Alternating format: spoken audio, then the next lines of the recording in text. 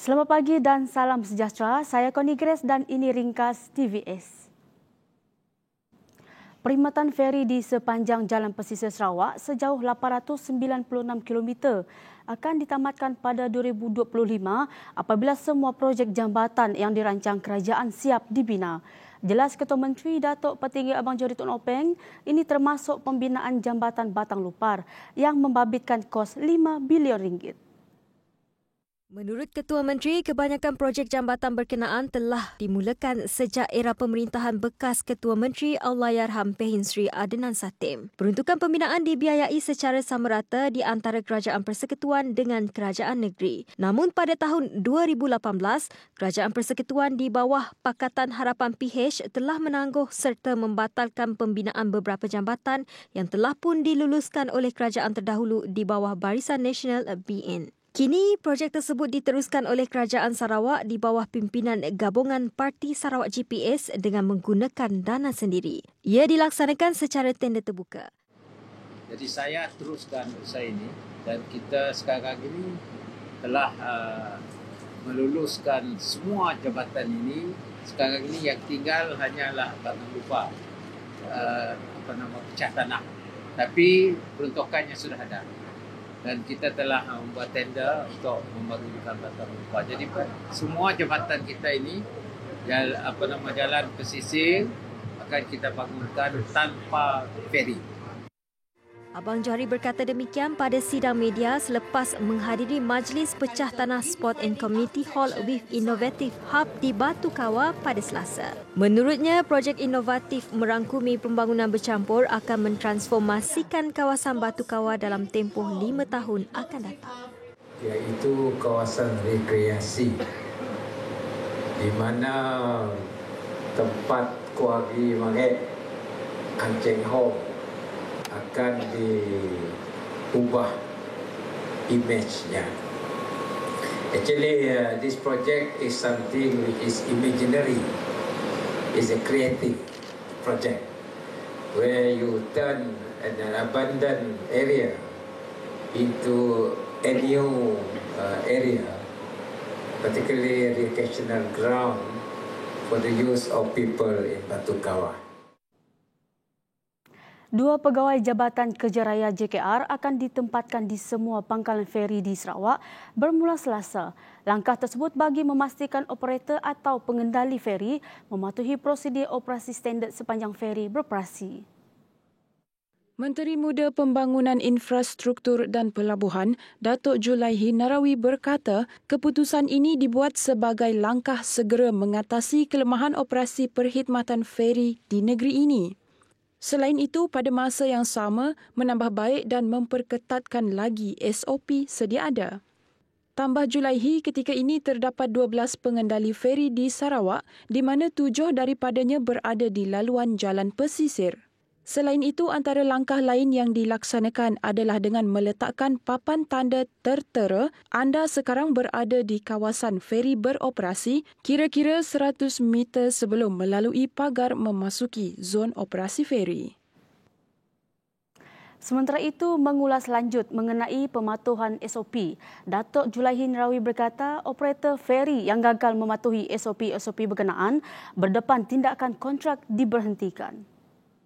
Jelas beliau, antara SOP yang mesti dipatuhi ialah penjualan tiket perkhidmatan feri akan dilakukan di darat sebelum kenderaan memasuki feri berbanding sebelum ini penjualan tiket dilakukan di atas feri. Beliau menegaskan hanya pemandu sahaja dibenarkan berada di dalam kenderaan ketika di dalam feri, manakala semua penumpang ditempatkan di tempat duduk khas yang disediakan dengan memakai jaket keselamatan. Bagaimanapun, pengecualian akan diberikan sekiranya hari hujan, tetapi operator harus memastikan semua penumpang memakai jaket keselamatan dan brek kenderaan dipasang. Beliau memberitahu semua SOP berkenaan telah diperkenalkan sebelum ini, cuma penguatkuasaannya agak longgar. 3 mangsa terakhir tragedi feri Triso telah selamat disemadikan kira-kira jam 7.40 pagi pada Selasa. Ketiga-tiga mangsa disemadikan di Nirvana Memorial Park. Ahli keluarga dan saudara mara memberikan penghormatan terakhir kepada jenazah di Rumah Mayat Sibu Jalan Bukit 5.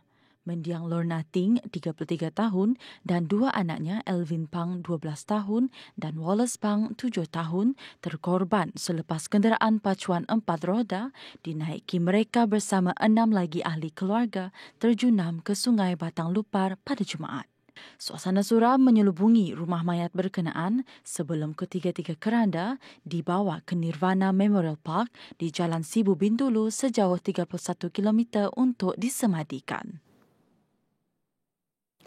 Landscape sekitar Batu Kawah Kuching bakal berubah apabila siapnya Dewan Sukan, Komuniti dan Hubs Inovatif. Transformasi bekas tapak kuari itu akan menyaksikan pelbagai kemudahan disediakan untuk kegunaan komuniti setempat.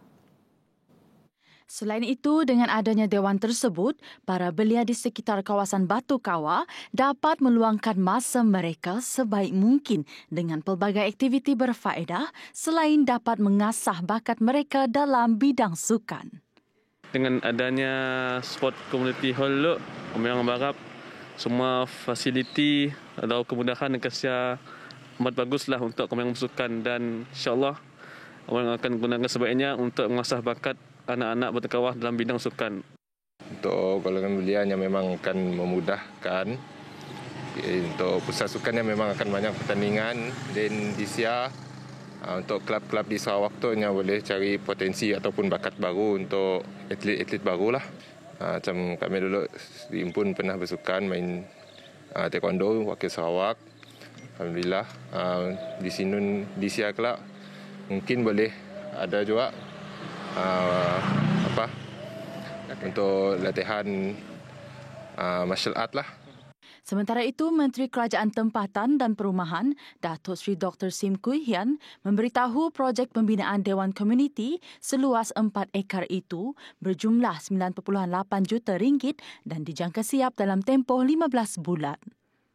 Unfortunately, CA, the budget allocation for 10 million did not take into consideration of the land acquisition cost, the access road and the increase in cost amounting to approximately another 5 million. CA, we need your help again. Just a little bit from Petronas SSD. Kerajaan mengenal pasti 55 lokasi di kawasan bandar untuk penyimpanan vaksin Pfizer-BioNTech. Menteri Sains, Teknologi dan Inovasi Khairi Jamaluddin berkata, sebanyak 55 penyejuk beku suhu rendah dibeli bagi tujuan penyimpanan vaksin berkenaan yang memerlukan suhu sejuk melampau. Jelas beliau, kerajaan telah meluluskan pembelian penyejuk beku suhu rendah, peti sejuk dan bekalan perubatan berkaitan bagi rangkaian sejuk dan sejuk melampau berharga 16.6 juta ringgit. So Pfizer vaccines will be probably in the urban areas because it requires this ultra low freezer. AstraZeneca oleh kerana dia boleh disimpan dalam peti sejuk biasa, we will deploy that for the kawasan luar bandar, kawasan pedalaman. Jabatan Meteorologi Malaysia, Met Malaysia, menafikan dakwaan cuaca musim sejuk seperti kota London bakal melanda Malaysia pada Februari ini. Met Malaysia dalam kenyataan memaklumkan dakwaan yang tular di media sosial dan aplikasi WhatsApp itu adalah maklumat palsu yang pernah tersebar pada 2016. Orang ramai diingatkan supaya mendapatkan maklumat sahih berkenaan ramalan dan amaran cuaca. Maklumat sahih boleh didapati melalui laman web rasmi dan laman media sosial rasmi Met Malaysia atau melalui talian hotline dan aplikasi My Cuaca. Met Malaysia turut menjelaskan keadaan cuaca sejuk yang dialami di kebanyakan kawasan di Semenanjung, terutamanya pantai timur dan pantai barat ketika ini disebabkan keadaan cuaca lembap dan mendung yang berterusan. Ini adalah disebabkan luruan angin sejuk yang melanda negara. Laporan itu tadi mengakhiri ringkas TVS untuk jam ini. Teruskan kesetiaan anda bersama kami di saluran 122 Astro. Ingat, peperangan kita menentang COVID-19 masih belum selesai. Jaga kebersihan diri, jaga penjarakan fizikal dan patuhi SOP yang telah ditetapkan. Saya Connie Grace, salam hormat dan jumpa lagi.